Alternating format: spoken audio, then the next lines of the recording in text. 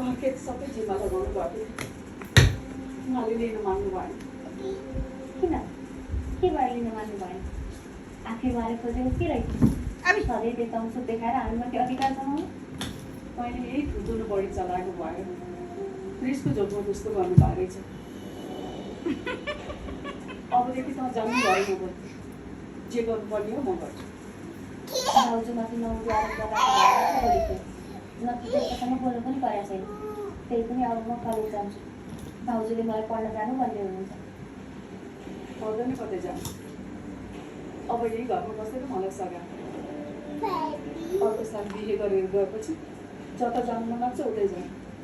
के भन्नुभयो? कहाँबाट आयो बिहेको कुरा? तपाईँले भन्दा म बिहे गर्छु र? बरु पैसा छैन आफै कमाएर पढ भन्नु न। म जागिर खाएर घर पनि पढ्छु। तपाईँले खर्च दिनु पर्दैन। धेरै जानिन आजकल त धेरै ठुलो चलाउनु भएको छ। फेरि पनि विश्वास लाग्दैन मलाई। तेरो त तेरोलाई पनि सर्ट पर्ने भनेर